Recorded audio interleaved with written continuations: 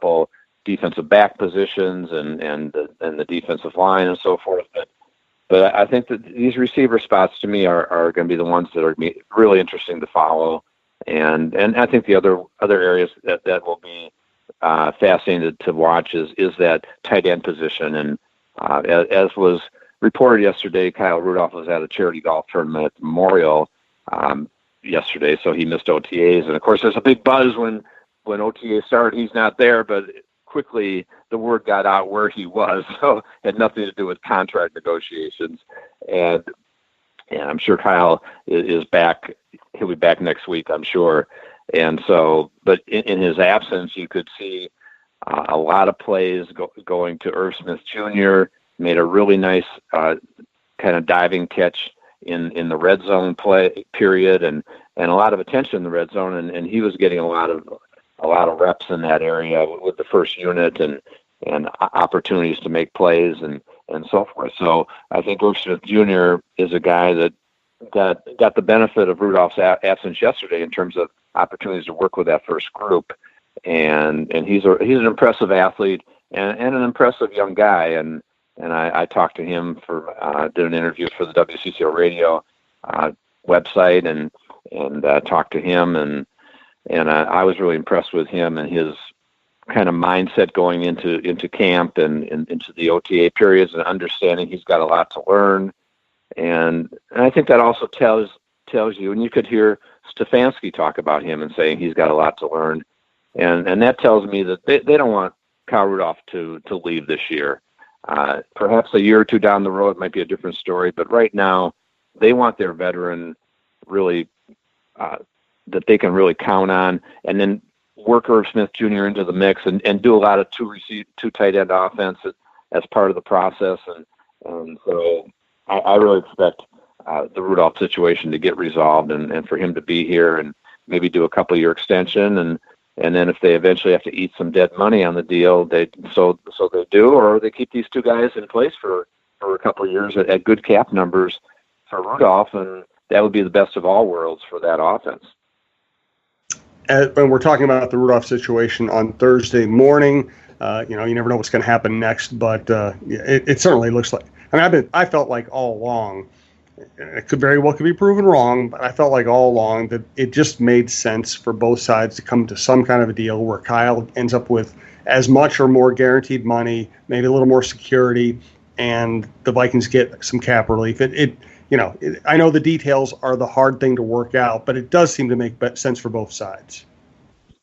Yeah, it definitely does. And as I said, there may be a day of reckoning where they have to eat some dead money on the deal, but it's not going to be in the realm of Odell Beckham's dead money that the Giants had to eat about, I think, $17-18 million this year, or Antonio Brown was $21 million when they traded him to Oakland.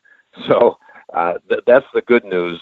They may end up taking a $5 million hit or something like that, but to have him for a year or 2 years and have that dynamic two tight end group would really be beneficial to the Vikings, and they've got a couple other really good tight ends too that I love their tight end mix, and you talk about David Morgan, who's one of the best blocking tight ends in the league, and people kind of forget about him.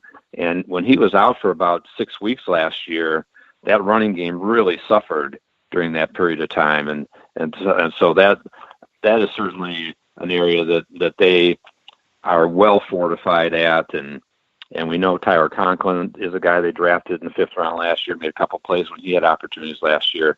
So the Vikings tight end group really looks solid, and as you said, I expect the Rudolph situation to be resolved. Thanks again to White Bear Lake Superstore, whitebearlakesuperstore.com. Let's wrap up the show just with your observations about the offensive line, if there are any you can make this time of the year. Did you get any kind of an impression watching that group? Not really, because the pads aren't on, and right. And I think that in the goal line drills, and not unexpectedly, as I said, the defense really kind of dominated yesterday and basically shut down the offense. And you could Trey Waynes and Eric Kendricks made some good plays, but the guys up front aren't busting at full bore at this point in time, and so you really can't tell how is this Vikings offensive line going to be come September, October, when they run into that Bears defense and some of the other top defenses. That's going to be the question mark, and that's what everybody's going to be watching closely. But I do like when you look at the unit and you look at two new starters specifically in Bradbury at center and Klein at guard and Elflein moving over to guard, and then they've got the tackles, and hopefully Riley Reif will be healthier this year, and he had a shaky season last year, a lot of injury problems.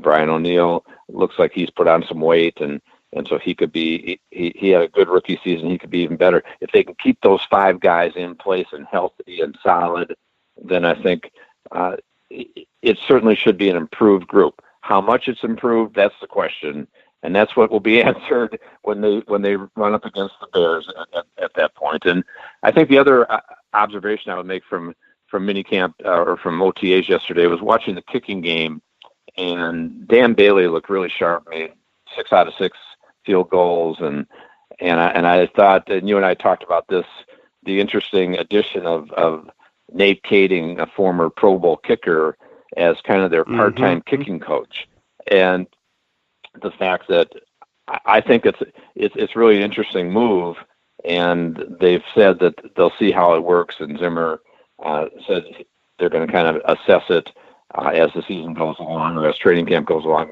whether they're going to make him a full-time coach. I guess he's living down in Iowa right now, and it's going to be driving up a couple days a week to work with the kickers, and it can't hurt to have a former Pro Bowl kicker to work with these guys and to be able to kind of counsel Dan Bailey and help Weil on the holding and Matt Weil and so but certainly Bailey looks very comfortable, and having Kading there to help him is probably a good thing, and so I applaud them for making the move, and Maloof, the special teams coach, also spoke after practice about it, and I think he seems fine with the addition of Kading. And so, but what's always interesting to me, Jim, is these coaching staffs that back in the day when I first started, and I hate to sound prehistoric, but when I first started in the league, we had 7 coaches on our staff,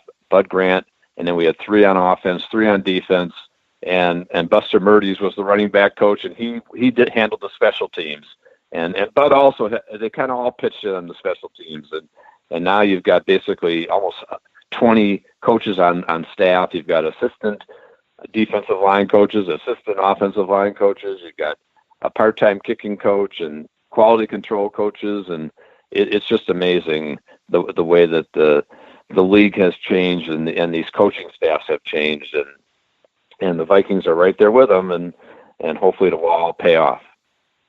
It does remind me, Tom Olivadotti. I think he coached inside linebackers for the Vikings at some point in the 90s, and the Vikings came off a fairly down year.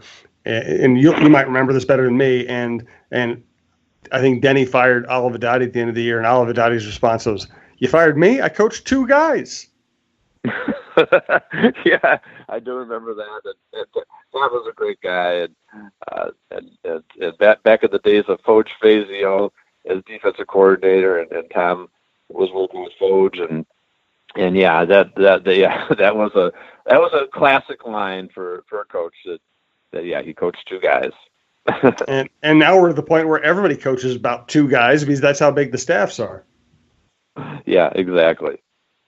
All right. Well, thanks to Jeff. I'll be back next week. Let's talk maybe about the safety position a little bit next week. I'm interested in just how they're going to round things out next to Harrison Smith and behind Harrison Smith, and I'm sure we'll have some more Rudolph news or speculation at that point as well. Thanks to everybody who listens. Thanks to WhiteBearLakeSuperstore.com.